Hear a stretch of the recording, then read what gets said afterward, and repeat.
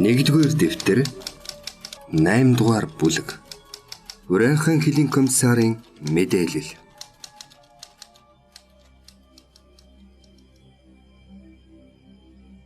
(1910 онд Улсын хилийн комиссараар шинээр томилогдсон Александр Христофорович Чакиров Петербургт мэдээлэл бичиж суулаа. Турк гаралтай Чакировын удмынхан Азовын бүсэлтээс хойш Орос оронд суурьшиж, Таврын губернийн язгууртан гэр бүлүүдийн нэгэнд тооцогдсон Эзэн хааны албанд үе үлрэн зүтгэж ирсэн билээ. Алексеевын цэргийн сургуулийг төгсч амрын чанд дахь цэргийн тойрогт томилогдсон ирсэн залуу подпоручик Чакиров их тооны бослогын үед мөгдөнд байж таарсан нь чухмал Тэнгэрийн ундаг атгах гихч болжээ. Их тооны босгочдыг мөгдөнд хүрэлгүй дарагдах үед Чакиров мөгдөнгийн цагдаагийн албыг даргалж хотод үлгэр жишээ дэг журам сахиулжээ. Сахилгууд нь бүрмөсөн задарсан хятадын цагдаа нарыг хатуу гараар барьж мөгдөнд сэм шургуулсан босгочдын тагнуулуудыг баривчилж хатуухан гисгэн цээрлүүлсэн Чакиров манжийн захиргаа эргэн мөгдөн хотод байгуулагдахад цагдаагийн албыг үлгэр жишээ хүлээлгэн өгсөн юм. Үүнийхээ төлөөж манжийн хаанаас давхар луугийн одон хүртсэн эрч хүчтэй зохион байгуулах чадвартай энэхүү залуу офицерыг Петербургт онцлон ан заарч цаашид албан тушаал дэвшүүлсэн билээ. 2 жилийн өмнө Улсын хилийн комиссарын албанд томилогдоход нь Сибирийн цэргийн тойргийн хурандаа Некрасов Чакировт үүрэг өгөхдөө Урайхан хязгаарыг онцгой анхаарахыг даалгасан юм. 1862 оны Бээжингийн хэлэлцээрийн хавсралт протоколоор Урайхан хязгаарт Орос худалдаагчдад чөлөөтэй худалдаалах эрх нээгджээ. Алтаар баян энэ нутаг Оросын худалдаачид ашиг хонжоо адал явдал хайгсдын анхаарлыг нэн даруй татав. 1896 он гэхэд Урайхан хязгаарт зөвшөөрөлгүй 10 гаруй алтны уурхай орсууд нээн ажиллаж байсан мэдээ байдаг. 1904 он гэхэд Урайхан хязгаарт алтны уурхай нээх 454 өргөдөл авч хэлэлцэж байсан бөгөөд 1904-өөс 1914 оны хооронд 1440 фут алт олборлсон ажээ. Орос иргэд олноор нүүн суурьшуулсан Урайхан хязгаар Оросын сонирхлыг зүй ёсоор татаж байсан тул энэ баян нутгийг ямар нэг байдлаар Монголоос тусад нь байлгаж өөрийн нөлөөнд авах сонирхолтой байлаа. Шинээр байгуулагдсан Богд хаант Монгол улс монголоорын алтны уурхайн талаар хатуу хэлэлцээ явуулж алтны татвар төлбөрийг 8 дахин нэмсэн тухай сураг Чакиров сонссны дараа Урайхан хязгаарыг Монгол улсын мэдэлд байлгах бус биеийг нь даалган Оросын хараат улс болгох чиглэл Петербургээс түнд өгөгдөжээ. 1912 онд ховдыг чөлөөлөхөд Тагн Туваагийн сайн дурын цэргүүд оролцсныг Богд хаант Монгол улс сайшаан Урайхан хязгаарыг Монгол улсын нэг хэсэг хэмээн үзэж байна. Хаант Орос улсын хувьд буурын болон хяактын гэрээгээр тогтоосон Манж Оросын хилийн шугамын дагуу Урайхан хязгаар манжийн нутагт тооцогдож цаашид энэ утгаараа Богд хаант Монгол улсад орох ёстой боловч алт ихтэй энэ нутгийн талаар өөр бодлого явуулж байжээ. Бүр 1911 оны 5 дугаар сард Сибирийн цэргийн тойрогоос хурандаа Поповыг Урайхан хязгаарыг чөлөөлөх Эрхүүгийн болон Енисен Казак цэргийн зуутуудыг байгуулахаар илгээж байсан юм. Александр Христофорович Чакиров тэр үед хятадд хувьсгал гарсантай холбогдуулан Урайхан хязгаарт цэрэг оруулах шаардлагагүй болсныг мэдээлж одоогийн нөхцөл байдлыг ашиглан Урайхан хязгаарыг Орост нэгтгэх алхмыг хийхийг санал болгож байсан билээ. 1911 оны 11-р сард Петербургт сайд нарын зөвлөлийн хурлаар Урайхан асуудлыг хэлэлцээд хятадд болж буй хувьсгалт хөдөлгөөнийг харахад Урайхан хязгаарт идэвхтэйгээр эрхээ хамгаалах боломжгүй. Урайхан хязгаар Чугучакийн гэрээгээр Чин улсын нутаг зөвшөөрөгдсөн боловч газар нутгийн хувьд маргаантай гэж үзнэ. Одоогийн төвшөнд Орос иргэдийг суулган тосгон олноор байгуулах нь ирээдүйд Урайхан хязгаарыг нэгтгэхэд ач холбогдолтой гэж үзнэ хэмээн шууд эзлэх бодлогоос татгалзжээ. Оросын засгийн газар Урайхан хязгаарыг өөр байгалийн төмөр замын аюулгүй байдлыг хангах бамбай бүс гэж үзэж ойрын хугацаанд 400 мянган Орос иргэн нүүлгэн суулгахаар төлөвлөсөн юм. Бээжинд суугаа Оросын элчин сайд Шокин Чакировын саналыг дэмжиж Урайхан хязгаарыг эзлэхийг 1912 онд санал болгоход гадаад явдлын яамны сайд Сазанов буурын гэрээгээр тогтоосон хилийн дагуу Урайхан хязгаарыг эзлэх үндэслэл Орос улсад алга.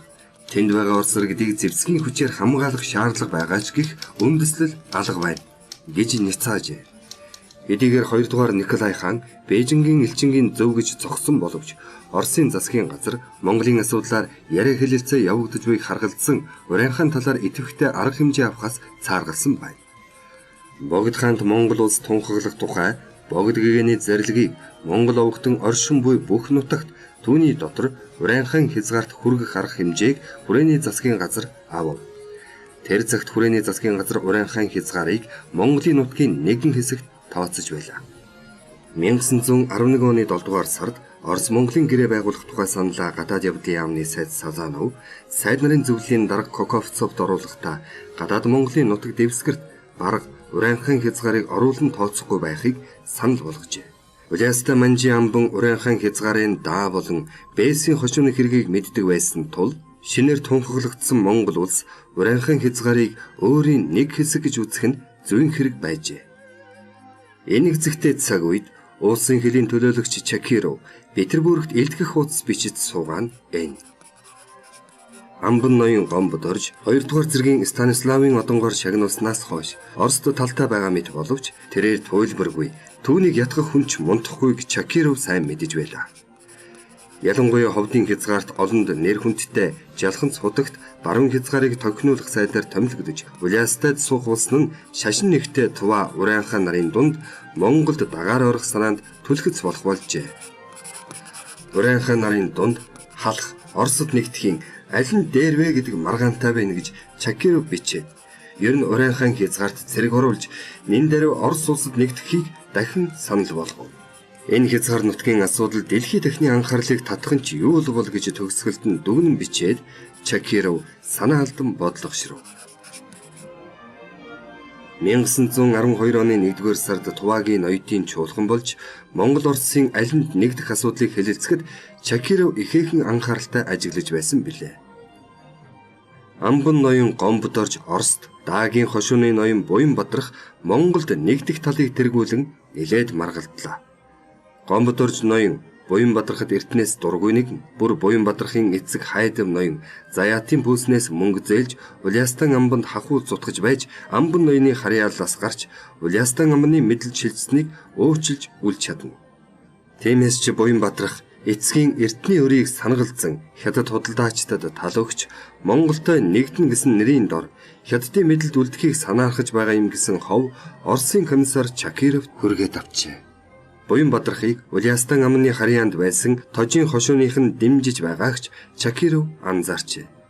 Да салчиг тожийн хошуудаас олон залуус жааламын өгөнд орж сэргийн албанд элсэн явсан мэдээж Чакировын чихэнд хүрсэн юм.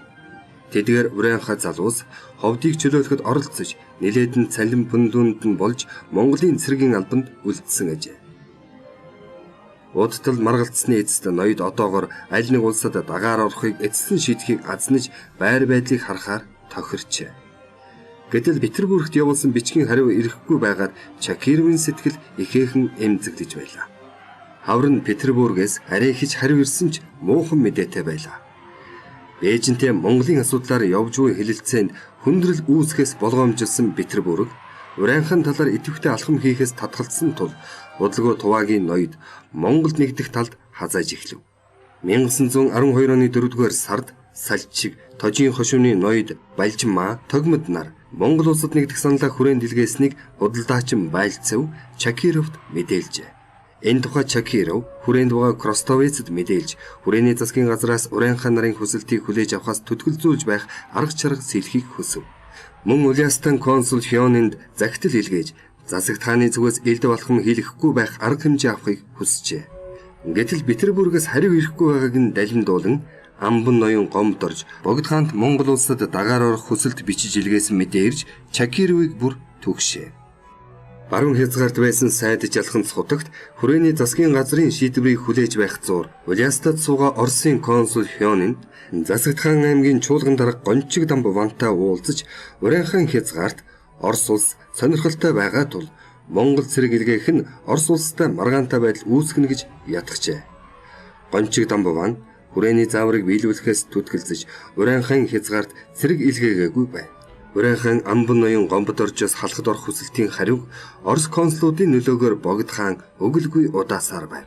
Энэ завсар Жалханц хутагт шийдвэр гарган Салчиг, Тожийн хошиг, Засагдхан аймгийн Жалханц хутагтын Шавийн хошуунд хамааруулах, Бээсийн хошиг, Сайнавынхан аймагт хамааруулах болжээ.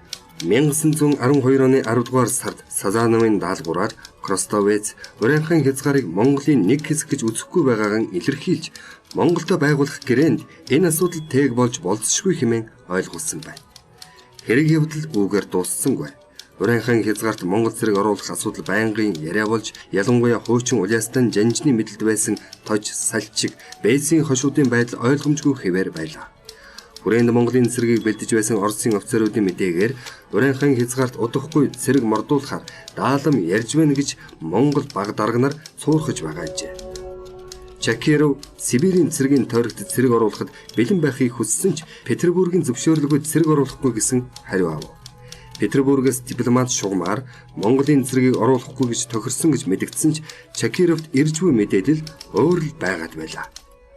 1913 онд хүрээнд томилогдсон ирсэн Оросын консул Миллер Урайхан хязгаар хэдийгээр Орос хятадын хөлийн маргаантай бус байсныг тэмдэглэн тийш нь цэрэг илгээхгүй байхыг сануулж цэрэг илгээсэн тохиолдолд хүчээр гаргах болно гэсэн утгатай нот Монгол улсын гадаад явдлын яамд өгчээ. 1914-өөс 15 оны 3 улсын хэлэлцээгээр тохирсноор Монгол улсын тухай ойлголтод Урайхан хязгаар багтаж байхаар тусгагдсан ажээ. Энэ хэлэлцээрийн 4-р зүйлд зааснаар гадаад Монгол гэх ойлголтод Улаастан жанжны газар Урайхан хязгаарыг оруулав. Хүрээ болон Ховдын амбаны газар харьяалагдсан буй халах 4 аймаг, Шав 5 хошуу, Ховдын хязгаар гэж ойлгоно гэж заагаад Дорн зүгт Хөлбөмбөр аймагтай, Өмнө зүгт Өвөр Монголтой, Баруун өмнө зүгт Шинжаан мужтай, Баруун зүгт Алтай хязгаартай хэллэнэ гэж заасан байна. Гэтэл 1914 онд 3 улсын хэлэлцээр дуусаагүй байхад Николай хааны зарилгаар Урайхан хязгаарыг хаан турсын протекторат улс болгон зарлжээ. Урайхан хязгаарыг албан ёсоор Оросын протекторат болгон зарлснаар Монгол улсын харьяалалд орох асуудал хэсэгтээ намжив. 1915 оноос хойш болсон үйл явдлууд Монгол улс нэг хэсэгтээ Урайхан хязгаарт анхаарал тавих боломжгүй болгосон байжээ. 1917 онд ялсан Октябрийн хувьсгалын дараа Монгол улс Урайхан хязгаарыг дахин сонирхож эхэлсэн бөгөөд Урайхан хошуу ноёдын хүсэлтийг үндэслэн хүрээнээс цэрэг мордуулсан байна. 1913 оны дайны хүндийг үүрсэн туршлагатай цэргүүдэд Урайхад илгээсэн Монгол улс өөрийнхөө автономийг устгахад үндсэн цэргийн хүчээ төвдөөн байлгаж чадаагүй. Автономитыг устгасны дараа Урайхад байсан цэргийн хороодыг татан буулгаж нутаг буцаажээ.